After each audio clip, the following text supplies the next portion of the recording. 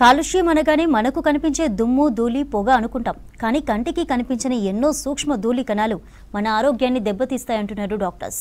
దీర్ఘకాలంలో వాయు కాలుష్యంతో ప్రజల మరణానికి కారణమవుతోందని సర్వేలు చెబుతున్నాయి.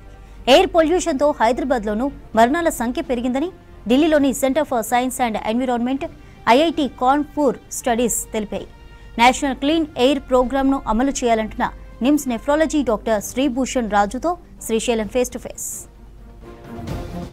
వాయు కాలుష్యం హైదరాబాద్ ప్రజల పాలిట ప్రాణగండంగా మారుతుంది. రోజు రోజుకి మరణాల సంఖ్య పెరుగుతుంది తప్ప ఎట్లాంటి తగ్గుదల కనిపించడం లేదు. 2005తో పోల్చినప్పుడు ఈ 15 ఏళ్లకు పైగా కాల వ్యవధిలో వేల సంఖ్యలో మరణాలు నమోదైనట్టు పలు సర్వేలు వెల్లడించాయి. దీనికి సంబంధించి అసలు కారణాలు ఏంటి, పరిష్కారం ఏంటి, ఎందుకు ఈ మరణాల సంఖ్య అనేది పెరుగుతుంది, ఈ అంశాలకు సంబంధించి సీనియర్ నెఫ్రాలజిస్ట్ హెచ్ఓడి నెఫ్రాలజీ విభాగం నిమ్స్ హాస్పిటల్ డాక్టర్ శ్రీభూషణ్ రాజు ఉన్నారు. ఆయన అడిగి మరిన్ని విషయాలు తెలుసుకుందాం. సార్, ముందుగా వాయు కాలుష్యం అంటే చూడ్డానికి ఏదో పొగొస్తుంది, లేకపోతే ఇంకేదో ధూళి కణాలు అంటూ కనిపిస్తుంది. కానీ కంటికి కనిపించని సూక్ష్మ కణాలతోని అవి ప్రజల ప్రాణాలను, ముఖ్యంగా హైదరాబాద్ ప్రజల ప్రాణాలు తీస్తున్నాయని పలు సర్వేలు వెల్లడిస్తున్నాయి. రీజన్స్ ఏమనుకోవచ్చు? మీరు అన్నట్టుగానే కేవలం కంటికి కనిపిస్తేనో లేకపోతే వాసన పీలిస్తేనో మనకు చెడ్డగా అనిపిస్తేనో మాత్రమే కాలుష్యం అనుకోవడానికి లేదు. కాలుష్యం రకరకాల రూపాల్లో ఉంటుంది. ముఖ్యంగా వాయు కాలుష్యం గురించి వస్తే మీకు దుమ్ము ధూళి మాత్రమే కనిపిస్తాయి. కానీ మనకు కనిపించినటువంటిదిగా అనేక carbon dioxide, sulphur dioxide, nitrogen base అయినటువంటి రకరకాల పదార్థాలు మనకి గాల్లో ఉంటాయి. అది కేవలం మీరు కొన్ని సందర్భాలు మనకు తెలియాల్సిన అవసరం ఏమీ లేదు. అంటే మనం పీలుస్తున్నాము అలా అనేసి ఏదో కాదా. ఉదయం పూట ఎప్పుడైనా చాలా చలిగా ఉన్న ప్రాంతంలో మనకు మొత్తం ఫాగ్ అంతా కమ్ముకుపోయి కనిపించకుండా ఎదుటి మనిషి కొన్ని మీటర్ల దూరంలో ఉన్న మనిషి కూడా కనిపించకపోతే చూసావా ఎంత కాలుష్యం వచ్చిందని అనుకుంటాము. అలా కాకుండా మనం చక్కగా గాలి పీలుస్తాము, ఆనందంగా ఉన్నాము, ఏదో ఒక చెట్ల మధ్యన ఉన్నాము అనుకున్న ప్రదేశంలో కూడా మనకి కాలుష్యం రావచ్చు. ఇంకెంతెందుకు ఇంట్లో ఉంటూ కూడా మనకి కాలుష్యభరితమైనటువంటి వాతావరణాన్ని మనం కలిగి ఉండవచ్చు. సో కాబట్టి కేవలం కంటికి కనిపించిన సూక్ష్మమైన రేణువుల వల్ల కూడా అవి మన గాలి పీల్చినప్పుడు మన ఊపిరితిత్తులోకి వెళ్ళిపోయి తద్వారా అక్కడి నుంచి రక్తంలోకి వెళ్ళిపోతాయి. ధూళి కణాలలో ఏముంటాయని కూడా అనిపించవచ్చు. కాకపోతే ధూళి కణాల్లో కూడా మనకి రకరకాల విష పదార్థాలు ఉంటాయి. ముఖ్యంగా కాడ్మియము, నికెల్, క్రోమియము ఇట్లాంటి రకరకాల పదార్థాలు కావచ్చు. అలాగే ఈ ఘన పదార్థాలు ఏదైతే చిన్న సస్పెండెడ్ పార్టికల్స్ అంటూ ఉంటా అలాంటి చిన్న పదార్థాలు కూడా ఊపిరితిత్తులోకి వెళ్ళిపోయి అక్కడ పెరిగిపోయి కూడా ప్రాబ్లం చేయవచ్చు. కొన్ని రక్తంలోకి వెళ్ళిపోయే గుణాలు కలిగి ఉంటాయి. కాబట్టి రకరకాల ఇతర ప్రదేశాలలో, గుండెలో, రక్తనాళాల్లో, కిడ్నీలలో, మెదడులో, ఎముకల్లో, కండరాలలో, నరాలలో కూడా అవి హాని చేయగలుగుతాయి. సో కాబట్టి కాలుష్యం ఏ విధంగా ఉంటుందని తెలుసుకోవడం అనేది అంత సులభం కాదు. కేవలం ఒక నెంబర్ ఇస్తే ఇలా ఉంటుంది అనుకోవాల్సిన అవసరం లేదు. మన చుట్టూ ఎంత చక్కటి వాతావరణం కూడా కాలుష్యభరితమై ఉండవచ్చు. కాబట్టి వాయు కాలుష్యంలో వచ్చిన దానికి మనం రకరకాల మార్గాలు, పద్ధతులు కనిపెట్టి దాన్ని తగ్గించుకునే మార్గాలు తప్పకుండా చేయాలి. ఇక్కడ కేవలం మీ వీళ్ళకి ఊపిరితిత్తులు వచ్చిన తర్వాత ఒక ప్రమాదభరితమైనటువంటి ప్రదేశంలో మనము ఒక వారం రోజులు 10 రోజులు తిరిగామనుకుంటే ఒక వ్యక్తి సిగరెట్ తాగితే అతనికి బహుశా ఒక 5-6 సంవత్సరాలు ఒక వ్యక్తి ఒక రోజుకి 10 చొప్పున సిగరెట్లు తాగితే తనకి ఎంత హాని జరుగుతుందో అది ఒక నెల 2 నెలలు మీరు కాలుష్యభరితమైన వాతావరణంలో మీరు తిరిగితే మీకు అంతే హాని జరుగుతుంది. కాబట్టి కేవలం స్మోకర్స్లో మాత్రమే మనం లంగ్ క్యాన్సర్ అట్లాంటివన్నీ చూడటం లేదు, మామూలు వాళ్ళలో కూడా చూస్తున్నాము.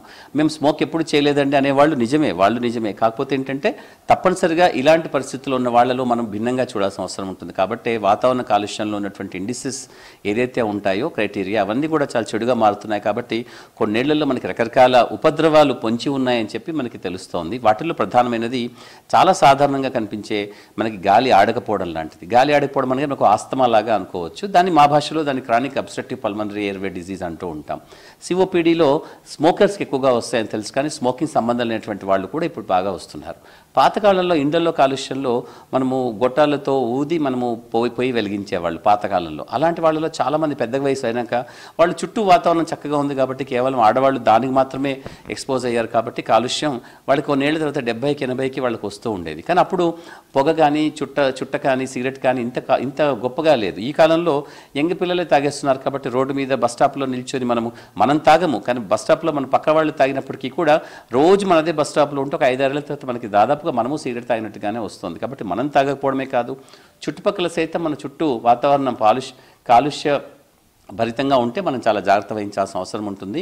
కేవలం ఊపిరితిత్తుల్లో సిఓపిడి మాత్రమే కాదు, రక్తనాళాలు పాడు చేయడం ద్వారా చిన్న వయసులో హార్ట్ అటాక్స్ రావడము, పక్షవాతాలు రావడము, కిడ్నీ ఫెయిల్ అవ్వడము, ఇమ్యూన్ సిస్టమ్ దెబ్బతిన్న తర్వాత రకరకాలుగా వాళ్ళకి ఇన్ఫెక్షన్స్ రావడము, దాంట్లో టీబీ, న్యూమోనియాలు సైతం ఉంటాయి. ఇంకా కొంచెం ముందుకెళ్తే క్యాన్సర్ లాంటి ముఖ్యంగా లంగ్ క్యాన్సర్ కాకుండా బ్లాడర్ క్యాన్సర్, కిడ్నీ క్యాన్సర్లో కూడా కాలుష్యభరితమైనటువంటి వాతావరణం కారణభూతం అవుతుందని మనకి సైన్స్ ద్వారా తెలుస్తోంది. ఏం జాగ్రత్తలు తీసుకుంటే బాగుంటుంది అంటే వాళ్ళు వ్యక్తిగతంగా కానీ కుటుంబ పరంగా కానీ వాయు కాలుష్యం ఉన్నప్పటికీ కూడా దాని నుంచి కొంతలో కొంత అంటే సేవ్ కావాలంటే ఏం చేయొచ్చు? ఇదంత సులభమేం కాదు, ఎందుకంటే ఇది కేవలం ఒక వ్యక్తి కానీ కొందరు వ్యక్తులు కానీ చేసేది కాదు.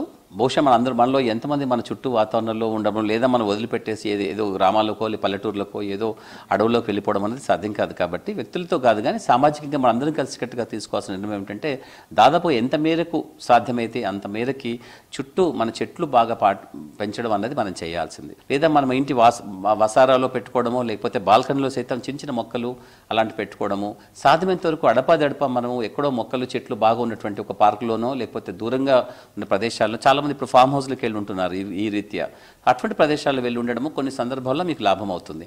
ప్రత్యక్షంగా అది చేసే లాభం మీకు ఒక నెంబర్ రూపంలో కనిపించదు. కాబట్టి చాలామంది దాన్ని ఫీల్ అయ్యి చేస్తున్నాను అని అనుకోవాల్సినంత అవసరం లేదు. కాకపోతే వాతావరణ కాలుష్యం మీరున్నటువంటి ప్రదేశంలో చుట్టూ ఉంది అనే ఒక విషయాన్ని మీరు చాలా నిశ్శబ్దంగా గమనించగలిగితే, మీరు అర్థం చేసుకోగలిగితే, మీరు అనుభవించగలిగితే మాత్రం మీకంటూ ఒక ప్రత్యేకమైనటువంటి ఒక జీవన శైలిని మార్చుకొని పద్ధతులు మార్చుకోవాల్సిన అవసరం ఉంటుంది. మీరు ఎంత మాస్క్ పెట్టుకున్నా కూడా వాతావరణ కాలుష్యాన్ని పూర్తిగా తగ్గించడం సాధ్యం కాదు. మీరు N95 లాంటి మాస్కులు పెట్టుకున్నా కూడా అది పూర్తిగా ఫిల్టర్ చేయదు. ఇంకోటి ఏంటంటే కానీ కేవలం అది వాడినంత మాత్రాన చుట్టూ ఉన్న వాతావరణంలో ఉన్నటువంటి కాలుష్యాన్ని నుంచి మీరు తప్పించుకోవడం అనేది పూర్తిగా సాధ్యం కాదు. ఈ వాయు కాలుష్యం తగ్గించినప్పుడు ఆ మరణాల సంఖ్య తగ్గుతుంది తప్ప అప్పటి వరకు దాన్ని తప్పించుకోలేరు, మరణం నుంచి కూడా దూరం కాలేరు. కాబట్టి వ్యక్తిగతంగా సామాజికంగా జాగ్రత్తలు పాటించడం తప్పనిసరి అని చెప్పి డాక్టర్ శ్రీభూషణ్ రాజు గారు చెప్తున్నారు. కెమెరామెన్ సిద్దిక్తో శ్రీశైలం, V6 న్యూస్, హైదరాబాద్.